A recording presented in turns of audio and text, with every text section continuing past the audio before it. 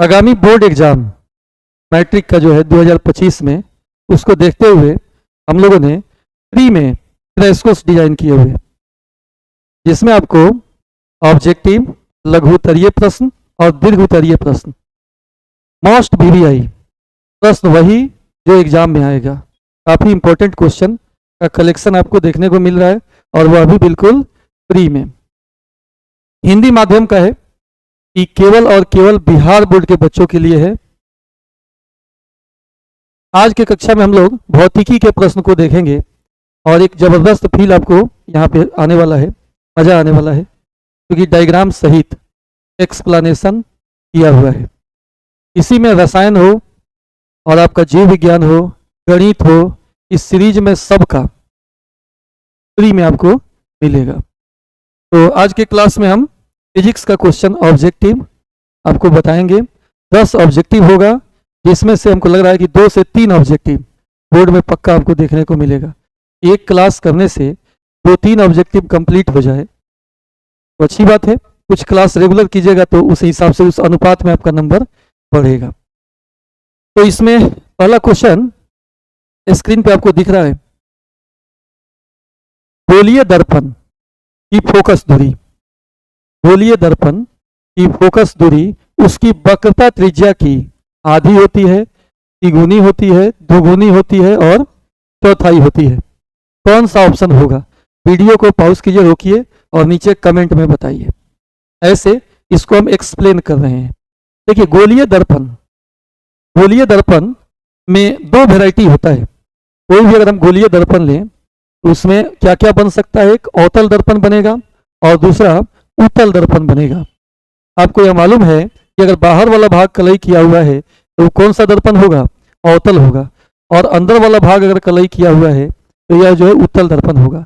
और यह दोनों, चाहे अवतल हो चाहे उत्तल हो, दोनों जो है एक गोला का हिस्सा होता है, एक गोला का हिस्सा होता है। इससे भी बनाएंगे हम तो एक गोला बन जाएगा।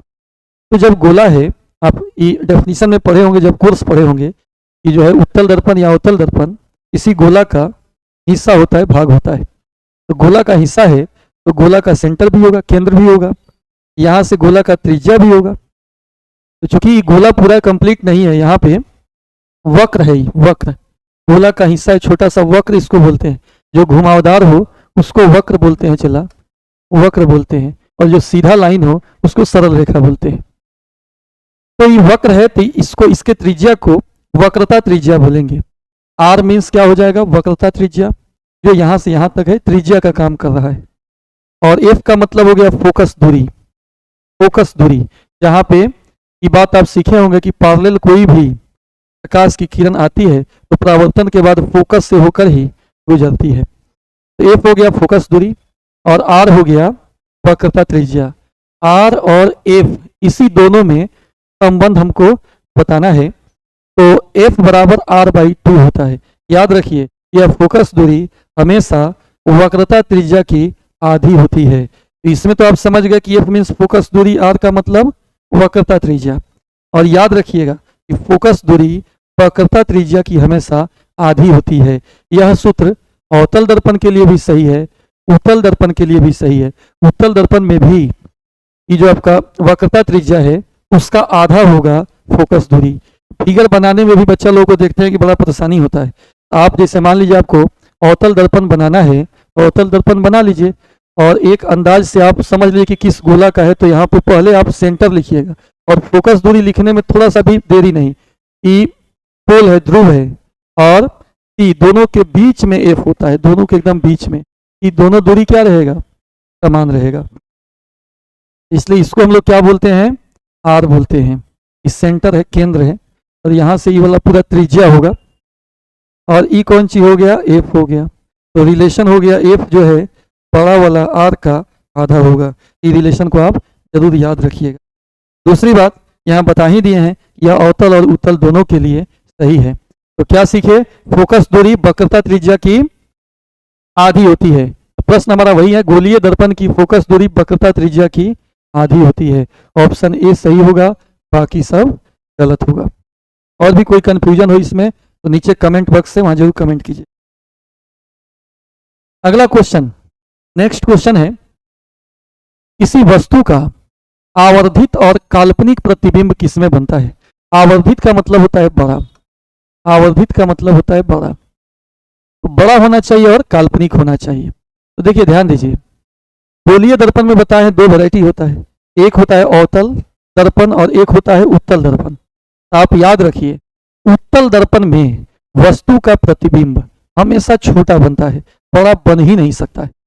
तो उत्तल को छोड़कर क्या हुआ, बचा अवतल। तो अवतल दर्पण ऐसा है जिसमें वस्तु का प्रतिबिंब छोटा भी बन सकता है और बड़ा भी बन सकता है। तो वो केस किस में होगा, अवतल में होगा। और समतल दर्पण में है कि उसमें वस्तु का प्रतिबिंब वस्तु के हाइट के बराबर होता है। ये दो तीन बात आपको दिमाग में रखना होगा। जैसे यहाँ पे आपको हमने बताया है कि ये हमारा कौन सा अवतल दर्पण है, इन्फिनिटी पे वस्तु है, तो प्रतिबिंब बन रहा है पॉइंट साइज का, थोड़ा सा सेंटर ऑफ कर्वेचर यानी वक्रता केंद्र के थोड़ा पीछे अगर वस्तु रख रहे हैं तो प्रतिबिंब इससे छोटा बन रहा है।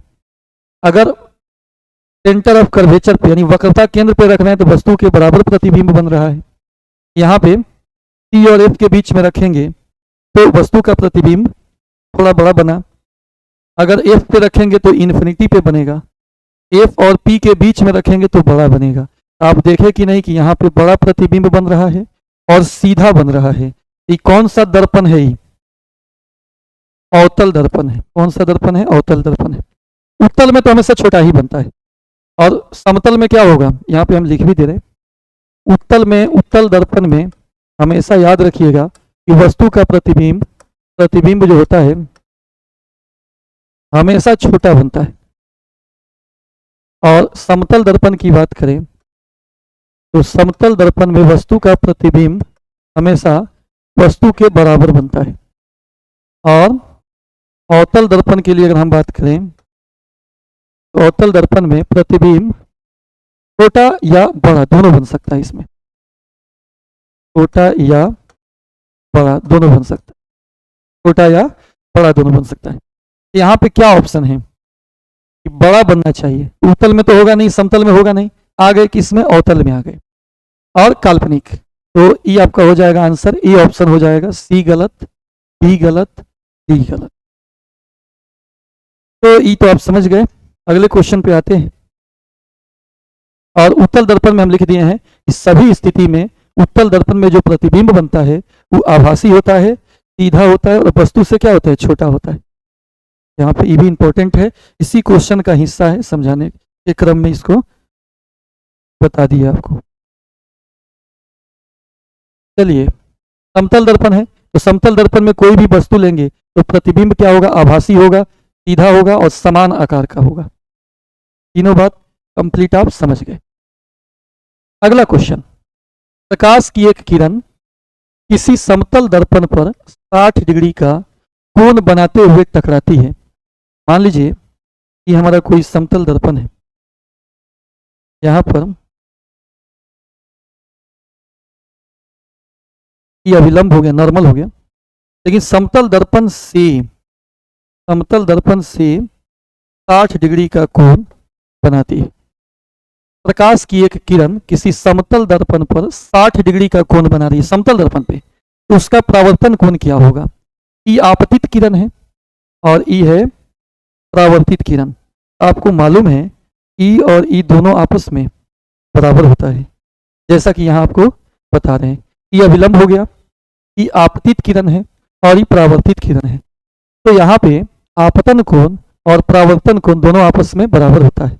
आपतन कोण क्या है, तो अभिलंब और आपतित किरण के बीच का कोण है, और परावर्तन कोण क्या है, अभिलंब और परावर्तित किरण के बीच का कोण है।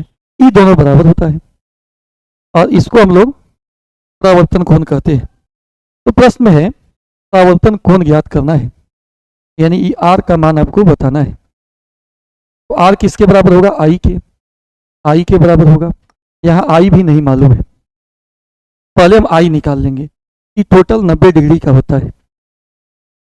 अगर 60 डिग्री है तो 30 डिग्री होगा। यहाँ पे मैंने हम लिख दे रहे हैं आई प्लस 60 बराबर 90, आई प्लस 60 मिलके 90।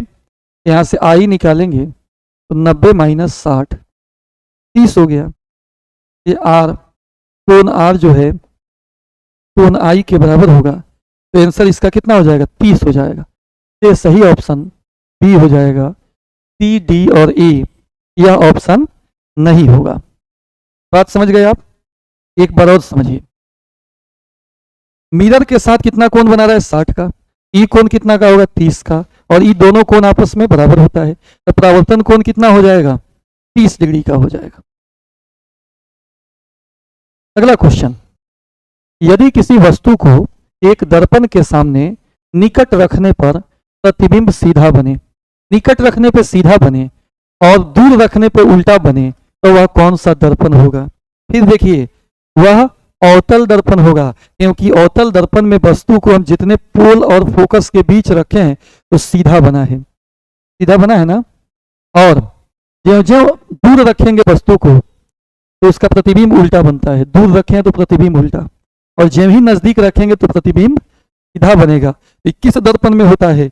आंसर होगा अवतल दर्पण में, अवतल दर्पण में। ए सी खत्म हो जाएगा ये आपका अवतल दर्पण, याद रखना होगा। फिगर से चीजें ज्यादा समझ में आती है, तो फिगर में ऑल केसेस आपके सामने रखे हैं, सभी स्थिति बताए। साइड मिरर के रूप में उपयोग होता है किस दर्पण का? जैसे मान लो मारुति है, इसके साइड मिरर में आप आईना को छू कर देखिएगा, कौन सा दर्पण होता है, उठा हुआ रहता है। जो उठा रहे उसको कौन दर्पण बोलेंगे, अवतल की उत्तल? उत्तल दर्पण बोलेंगे, हमेशा याद रखिएगा। धंसा हुआ रहे वो अवतल होता है। अगला क्वेश्चन, सोलर कुकर में व्यवहार किया जाता है। तो सोलर कुकर जैसे डिश एंटीना होता है ना, वैसे रहता है, और इस पे मेटल का फॉयल बिछाया हुआ रहता है। भोज वोज में खाने जाते हैं तो चमकीला जो फॉयल होता है ना, वहीं इस पे बिछाया हुआ रहता है। और यह जो है धंसा हुआ है, यानी अवतल है। इसमें प्रकाश किरण जब पड़ेगी तो सब एक बिंदु पे इकट्ठा हो जाती है और वहां पे बहुत ज्यादा गर्म हो जाता है, और वहां कुकर रखेंगे तो खाना पक जाता है। इसलिए इसमें हमेशा अवतल दर्पण का इस्तेमाल होता है। ऑप्शन ए सही हो जाएगा। अगला क्वेश्चन, गोलीय दर्पण में दूरियों को किसके सापेक्ष मापते हैं? ये गोलीय दर्पण है, इसमें हमेशा पोल के सापेक्ष मापा जाता है, ध्रुव के सापेक्ष। पोल का मतलब होता है ध्रुव। ध्रुव से दाहिने लेंगे तो दूरियां धनात्मक होंगी, इधर लेंगे बाएं तो निगेटिव होंगी, ऊपर लेंगे तो पॉजिटिव और नीचे लेंगे तो निगेटिव। तो हमेशा पोल यानी ध्रुव के सापेक्ष दूरी को हम लोग मापते हैं। सही ऑप्शन कितना हो जाएगा, ए हो जाएगा। अगला क्वेश्चन, अनंत पर स्थित किसी बिंब का प्रतिबिंब अवतल दर्पण के फोकस पर बनता है तो उसका आवर्धन क्या होगा? देखिए, अनंत से आने वाली प्रकाश की किरण परावर्तित होकर फोकस से ही गुजरती है, तो फोकस पर बिंदुवत प्रतिबिंब बनता है, यानी बहुत छोटा नगण्य बनता है। और आवर्धन का फॉर्मूला है प्रतिबिंब की ऊंचाई बटा वस्तु की ऊंचाई। तो प्रतिबिंब की ऊंचाई तो प्रतिबिंब अनंत पे है, ज्यादा होगा, लेकिन वस्तु की ऊंचाई क्या है?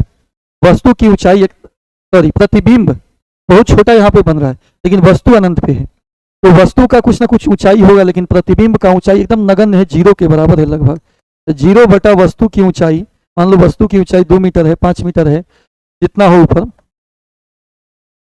अनंत पर जितना हो, 0 में किसी संख्या से भाग देते हैं तो 0 ही आता है, यानी आवर्धन 0 हो जाएगा इस केस में। सही ऑप्शन कितना हो जाएगा, ए।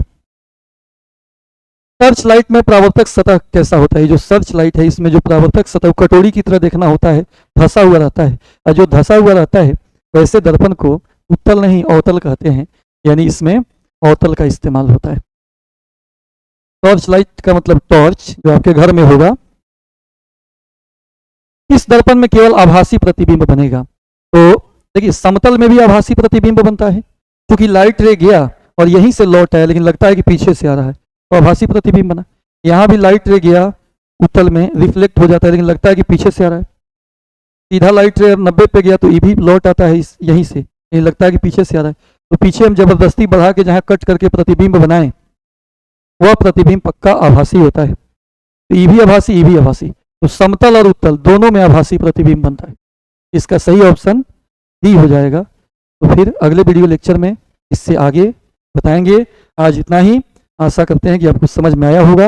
आप अपने फीडबैक को जरूर कमेंट करके बताइएगा हमको, ताकि अगला वीडियो फिर लाएं और उसमें जो आपके हिसाब से कि आपको कहाँ समझ में आ रहा है या कहाँ नहीं समझ में आ रहा है, या और इसमें क्या बताना चाहिए। चूँकि हम बताएं कि शॉर्ट और लॉन्ग भी कराएंगे, लेकिन आपके रिक्वायरमेंट के हिसाब से, क्योंकि फ्री है तो आपको बेनिफिट पहुंचना चाहिए और आपके हिसाब से पहुंचना चाहिए। और क्या क्या कमजोर है विज्ञान में कमेंट करके जरूर बताइएगा। थैंक यू, मिलते हैं नेक्स्ट वीडियो में।